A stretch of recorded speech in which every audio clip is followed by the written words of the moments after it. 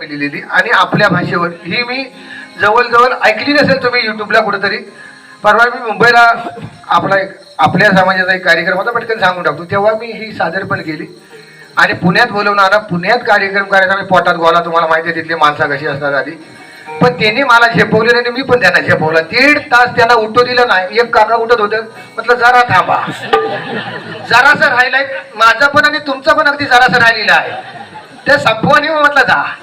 आणि 1 नंबर 6 कविता आणि जवळजवळ 2.25 तास असा कार्यक्रम. कविता लिहिण्याचा, कविता ह्या काय माहिती आहेत ना, मी काही शिकलेला नव्हे आहे कधी असते. तुम्हाला माहिती आहे आपलं शिक्षण म्हणजे मी जेव्हा पहिलीला होतो आणि हळूहळू करीत 10वीत, माझ्याकडे आहे का तुम्हाला ऐकण्यासारखं आहे.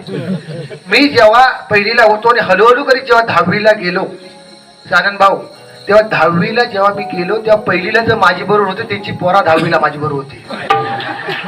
म्हणजे अभ्यास कसा केलेला आहे बघा मी. तर त्यावेळी आमची शाळा कशी होती, तर आमची शाळा अगदी गावातली. आता ही सगळी बघितलं, आता शाळा बघितली की मला एवढं टेन्शन येतं ना, म्हणजे कसं आहे नाही हो, मला कधी कधी असं वाटतं की शाळेत पोरा जातात का आईस बापूस जातात आहे.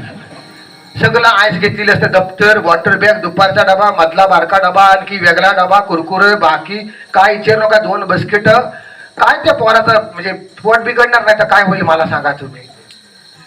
आमच्या वेळची शाळा कशी होती, आमच्या वेळची शाळा लय वेगळी असायची आणि घरात राहायची कोणाची हिंमत नसायची. आमच्या वेळची शाळा लय वेगळी असायची, घरात राहायची कोणाची हिंमत नसायची. मास्तर म्हणजे आमचा तरणाबान गडी, मास्तर म्हणजे आमचा तरणाबान गडी. हातात कधी पण बघितलं होतं निगडीची छडी, म्हणजे आता बैलाला वापरतात ती आम्हाला वापरायची. म्हणजे आमची क्वालिटी काय होती तुम्हाला माहिती आहे. मुलात आधी शाळेत जायचा विषय आला का तुम्हाला सांगतो, कारण तेव्हा मला घरात कामच नव्हतं, मग करणार काय म्हणून शाळेत जायचं. आता शाळेत मास्तर मारायचा, पण तिथं राहिल्यावर मास्तर थांबायचा, पण बापसाला माहित होतं आपली क्वालिटी काय आहे ती, तर थांबायचा नाही, तर रेटवायचा, कारण प्रोडक्शन तेच ना, त्याच्यामुळे लय रेटवायचा. मग आपल्याला माहिती आपण शाळेत गेलेलंच बरं. म्हणून आमच्या वेळची शाळा लय वेगळी असायची, घरात राहायची कोणाची हिंमत नसायची. मास्तर म्हणजे आमचा तरणाबान गडी, हातात कधी पण बघितलं होतं निगडीची छडी. अभ्यास नाही काढलेला की मरणाचा मारायचा, अभ्यास नाही काढलेला का मरणाचा मारायचा, पण कधी डबा नाही मग तर आपल्या डब्यात मारायचा. हा भोगलेली आहे शाळा, हा म्हणून मला नाही शपथ सांगतो ही शाळा भोगलेली आहेत, पण त्यांनी टाळ्या वाजवलेल्या आहेत. तुम्हाला सांगतो आताच्या पोरांना नाही करणार, कारण मास्तरांना माहिती आहे त्यावेळी भाकरी आणि असं रुमालात बांधून लोक आणायची आणि आम्ही तुमचं चालू आहे पाठी, त्याने आवाज जरा कमी करा, गंभीर विषय केलेला आहे मी ना. तर अभ्यास नाही काढलेला की मरणाचा मारायचा, कधी डबा नाही उमाला तर आपल्या डब्यातला वाढायचा. डबा नसायचा, लोणचं आणि भाकरी नाही तर सुरकाट बिरकाट घेऊन पोरा खायची. तिथले तर आम्ही बरं खायचो, बटाट्याची भाजी खायची. पण वाईट परिस्थिती होती, पण शाळेत जायला मजा होती त्यावेळची. तसं दरवर्षाला आमचे थंडीत जायची सहल, तशी दरवर्षाला थंडीतनं आमची जायची सहल. 1ली पासून 4थी पर्यंत एकच सहल, दरवर्षी गणपतीपुळ्यात.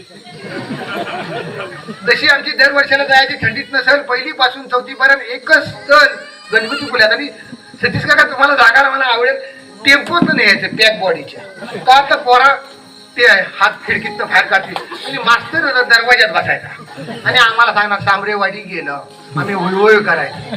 आम्हाला डायरेक्ट देवलातच उतरवायचं, मधलं काय चालायचंच नाही. आणि त्याच्यात एखाद्या रात्री जर कुंडीचा भात खाल्लेला असेल सकाळी तर आग लागली, मग कोणतरी शिल्याप टाकायचा त्याच्या, आठवत आहे ना.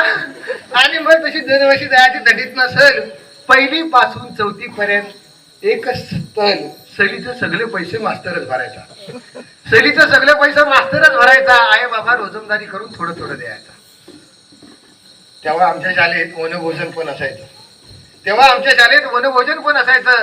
सगळ्या पोरा पोरीने मिळून नदीवर जाऊन खायचं आणि वनभोजन घोटणीवर असायचं. काय हो बाले भाऊ, आमचं खापरवडीतलं पोरा न्यायचं, आमचं तिकडनं शिंदेवाडीतलं सगळ्या शाळेतलं, आणि घोटणीवर म्हणजे तिथं नदीवर न्यायचं. का तर तिथं भेल असायची आणि भेल अति झाल्यावर प्रमाण काय होतं तुम्हाला माहिती. मग नदीवर नेलेली बरं, आपलं आपण उरकून घेते तिथं सगळं. म्हणून सगळं मास्तर आमचं अगदी धोरणीचं काय देवाचं. ते बरोबर दरवर्षाला आमची जायची सहल, थंडीतनं जायची सहल, 1ली पासून 4थी पर्यंत एकच सहल. सहलीचं सगळं पैसा मास्तरच भरायचा, रोजंदारी करून आई बाबा थोडं थोडं द्यायचा. तसं आमच्या शाळेत वनभोजन पण असायचं. सगळ्या पोरापोरीने मिळून नदीवर जाऊन खायचं. तेव्हा खायला पोरगा खैली पोरगी वेगळं वाटत नव्हतं, कारण प्रत्येकाचं प्रत्येकाशी माणुसकीचं नातं होतं. आता शाळा बदलल्यात आणि मास्तर पण, आता शाळा बदलल्यात आणि मास्तर पण शाळेत व्हायला लागलेत वेगवेगळे सण. बदल व्हायला हवा आणि झालाय पण म्हणा, पण बाकी काही पोरांनो नाही. राष्ट्रगीत आणि प्रतिज्ञा रोज म्हणा, राष्ट्रगीत आणि प्रतिज्ञा रोज म्हणा. बरेच जण कविता करीत असतात, प्रत्येक जण आपला कोण प्रेमावर करतो, कोण कणावर करतो. मी आपला हा आपल्या जीवनात ज्या घडलेल्या गोष्टी आहेत त्याच्यावर मला मांडायला जरा आवडतं आणि म्हणून मी हे करीत असतो. आता तुम्ही बघतावाय निसर्ग माणसावर कोपलाय म्हणतात, पण त्या कोपलीला नवं आपण तिला आणलेली आहे वेल अशी की आता बाबा तू थांब. पाऊस पण थांबायला मागत नाही, तुम्ही थांबलेव नाही तर आम्ही पण आता थांबत नाही. तसं पावसानं हात टेकवायची वेळ आणला नाही. आता कुठचा ऋतू चालू आहे हे कळत नाही अशी परिस्थिती झालेली आहे. त्याच्यामुळं जरा गंभीर अजून एक कविता होती ती पण सांगून टाकतो. त्याचं कारण असं आहे की